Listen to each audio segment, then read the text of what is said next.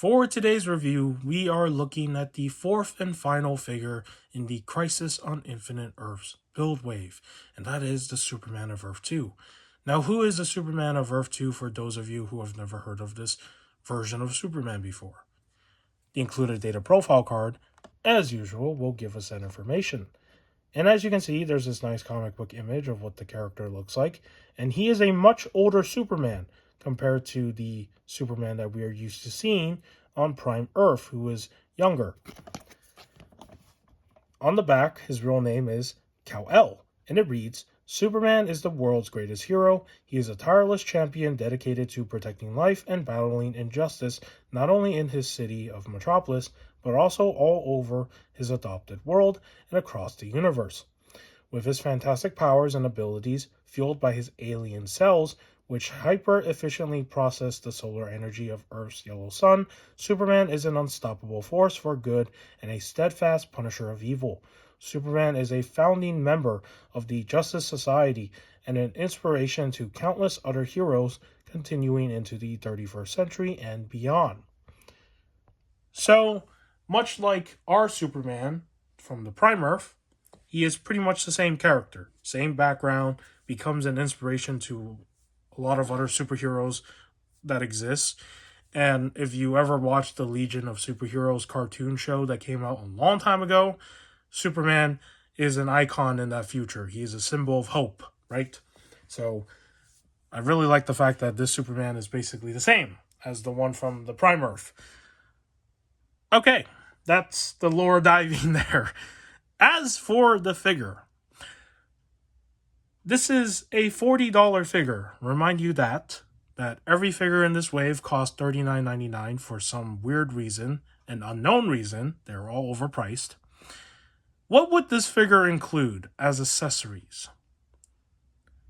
If you're assuming that at the point of when this figure came out, they gave him a bunch of cool accessories because you've never seen this figure before. No, they did not give him any of the cool accessories. He does not have the laser eye beam effect, which, till this day, I don't know why Mcfarlane has never, tried that with a Superman figure. Other companies in the past that owned the DC license at one point of time have done it, so it's not impossible. But Mcfarlane has not done that with Superman. As for the accessories that he actually has, they gave him 2 pairs of hands. I don't know what these are. These are not flight hands. They don't look like flight hands. They look like just like the hands you would say like, stop, don't come any closer or something, or pushing back against a villain. I don't know what these hand gestures are, but that's it. That's all you get in terms of accessories. It's just those 2 hand gestures. And that's it. Now, this figure was also the first figure, I think. I could be wrong. I don't remember. It's been a while. But I believe this was the first figure to actually have a cloth-wired cape introduced in this DC Multiverse line under Mcfarlane. Because before that, I don't think they had cloth-wired capes, if I remember correctly. It was mostly, soft PVC plastic capes like this. Or in other instances, they used cloth capes, but there were no wires. I think this was the first one to introduce the cloth-wired cape, which, honestly, is awesome because we've been getting a lot of figures recently with cloth-wired capes. And if you're going to assume that maybe, the cloth-wired cape is the reason why they charge double, that's not the case. There was a recent interview a while back, I don't remember at what event or when, but I'm pretty sure Mcfarlane said this, and I heard this from a video, where cloth-wired capes do not cost that much to produce compared to these plastic PVC capes that they have been using for the last couple years. So these capes cost more to produce than these ones, which is interesting because I didn't even know that. And yeah, it's just interesting to find that information out as of recent. So I always thought that these cloth-wired capes were more expensive to produce, but I guess it's not expensive. I don't know. I don't know what goes on behind the scenes when they produce action figures. I'm just hearing this from the grapevine, That's what I heard floating around, and that's why we're getting more cloth-wired capes in action figures now. So, yeah. Okay, let's talk about aesthetics and then articulation, and then I can talk about another point after, and we'll go from there. So, as for the figure, this body mold that they chose to use is not completely a reuse at the time that this figure came out. And it fixes a lot of the problems that I had with previous Superman molds that they put out. So the how do I explain this? Okay, the Infected Superman body buck and the Action Comics 1000 never were in scale properly, meaning that when you put them next to any other characters, he always looked like he was shorter next to Batman and Wonder Woman, which that should not be the case because Superman is tall, right? This body buck, whatever they chose to do here, they scaled it better. So not only did they change out the legs, which at the time when this figure came out, I think these legs were new. These do not look like they were reused from any existing figure. And this body buck up here looks also new, especially the ab region, the upper abdomen right here where his torso is. Those are all new pieces, I think. I don't think those were ever reused or used before when this figure came out. Of course, not that long ago, they took this body buck and reused it for the Christopher Reeve Superman figure, which I think was a good idea because Superman is supposed to be, tall. He's supposed to scale well, with your other figures. So it was a good idea for them to take this mold and use it again. As for what is reused, I would say maybe the trunks are reused. That might not be new. And then the arms. Because I remember seeing these arms on, I believe it was the Ultraman figure from the Crime Syndicate Build Wave. Yeah, I think these arms are definitely reused. They're not new. But outside of that, everything else is pretty much, I think, new. And then the boots, yeah, maybe. Excuse me. And for the cape, they also put the S-Shield logo on the back, which is really cool because that is something that every Superman cape to this day has never had. I think the only Superman cape before this figure that actually had the S logo printed on it was I think it was the Hush. Yeah, the Hush version of Superman that was released. And that was when they were still reusing that Infected Superman body buck. So there's that.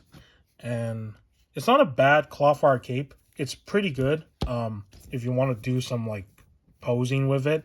And this wire is pretty much the wiring that I like because some of the other wires that they started to incorporate after felt a little bit cheaper, while this one is just the right sort of wiring for any sort of poses that you want to do, right? You want to do a windswept pose like this, pretty good.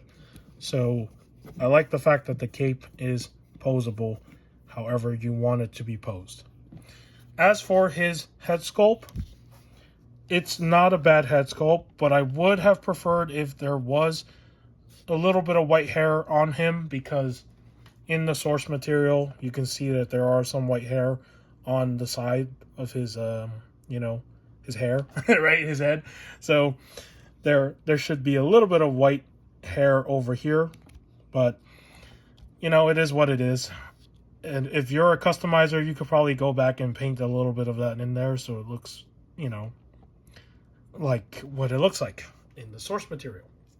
And that is pretty much it when it comes to aesthetics, because everything else is pretty much just simple. It's all just paint, except for the S logo where it's printed on, which I don't know if I'm a fan of printed on logos for comic designs. I still actually love the sculpted ones, like this Superman figure, for example. Got it. And then even this Batman figure right here has a sculpted logo. I like that. I don't like the whole printed on sort of thing. It just makes it feel like it's too easy to do, and I would love if it was sculpted on, it pops out and it stands out more. So, all right. And that is the aesthetics. Let's talk about the articulation now.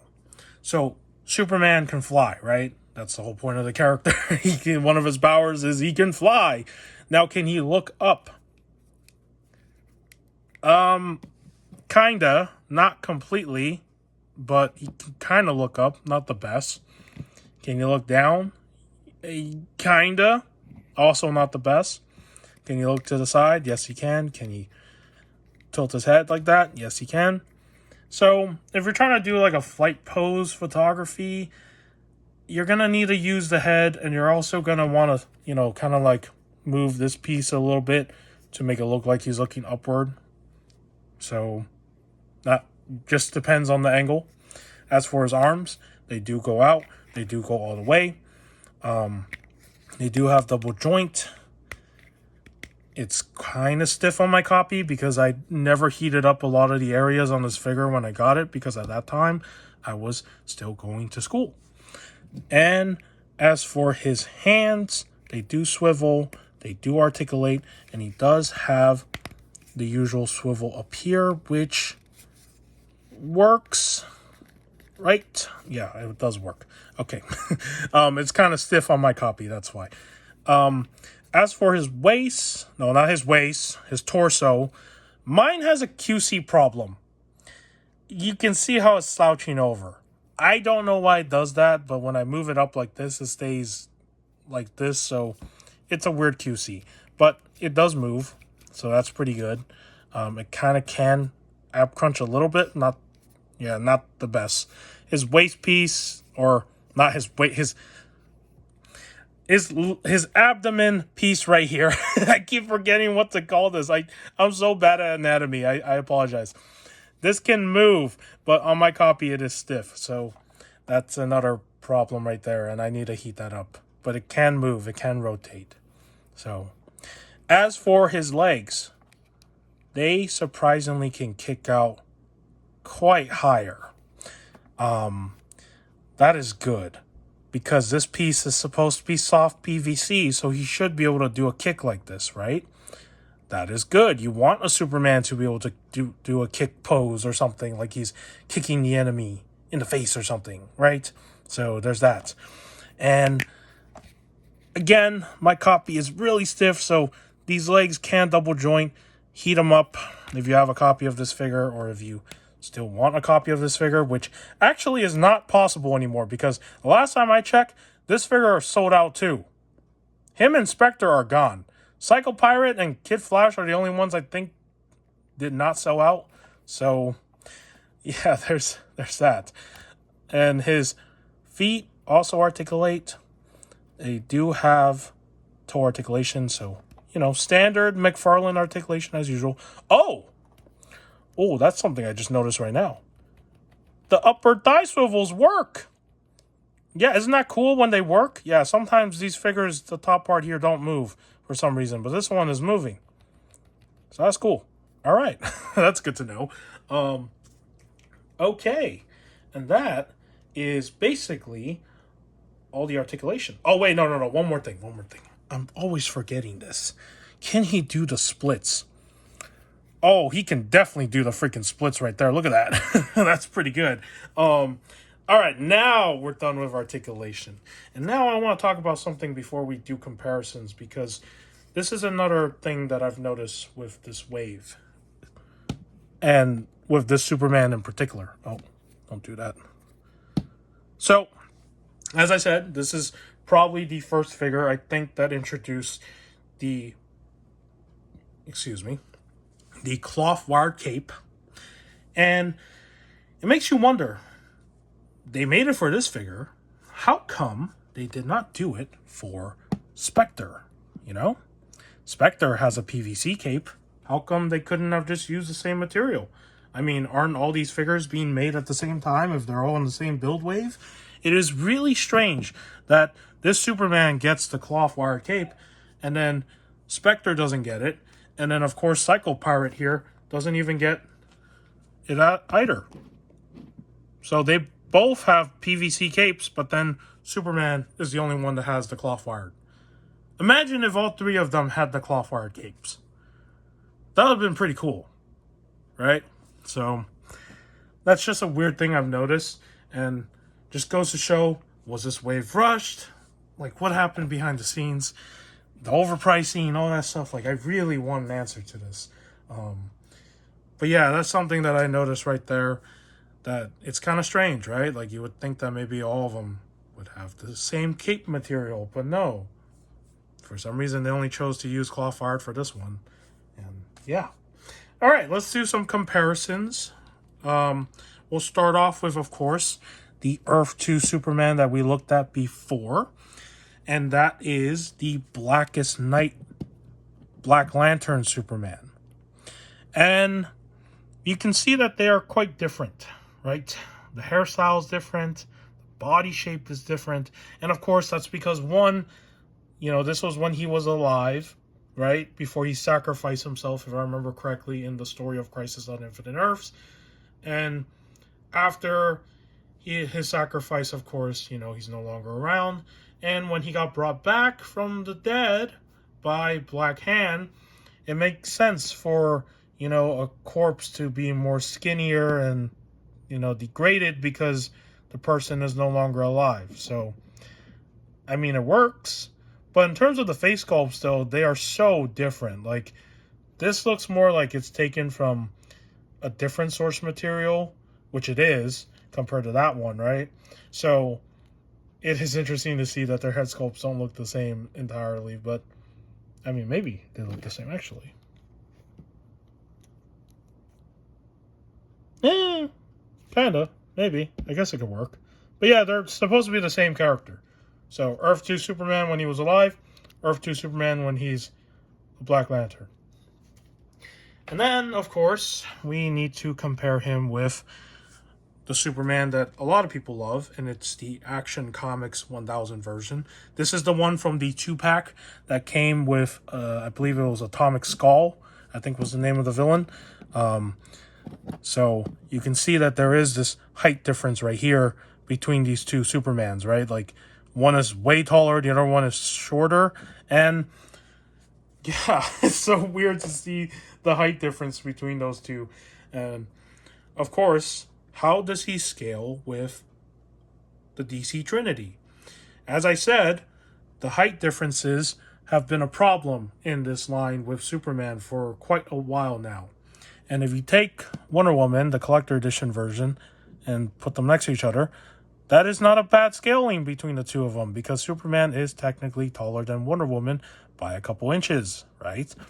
And I don't have the, Nightfall Batman right now in hand, because I have him in storage, because I've been cleaning.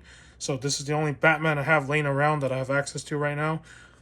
It is the Hush Batman, and I think these two can scale pretty good as well. Yeah, because Batman is technically shorter than Superman. Superman is 6.3, Batman is 6.2. I don't really think it's that noticeable. But, I mean, if you want the height to be like this, I guess that also works, right? Better than taking this Superman and putting him next to this Batman, and it's like, he's shorter than Batman. And of course, let me also compare him to the, this is the problem, right? He's shorter than Wonder Woman. So, yeah, this body buck definitely did improve the scaling, and I think they did a good job using this newer body buck for Superman, and he needed an upgrade, okay? Batman's gotten multiple upgraded body bucks. Superman needed one, and I think this one works. It's just unfortunate that mine has this QC problem, but it's not too bad. It stays pretty much up if I just move it that way, so, Well, in the future, I hope that they do make another Superman based off of the classic style and use this body buck, maybe retool this abdomen region with some muscles. I don't know, do whatever they need to do. But this is definitely the body buck that I would prefer for another classic Superman figure. And of course, a cloth wire cape and the S logo. So, yeah, there you have it. This is our look at the Earth-2 Superman and the final figure in this build wave.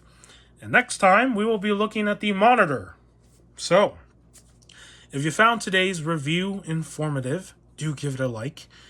If you want to subscribe to my channel for action figure content or my Transformer Force Fight content that I also do on this channel, if you know what that game is, you can do so as well. You don't have to. In the end of the day, I make these videos for fun. And with that said, take care, and I will see you in the next video.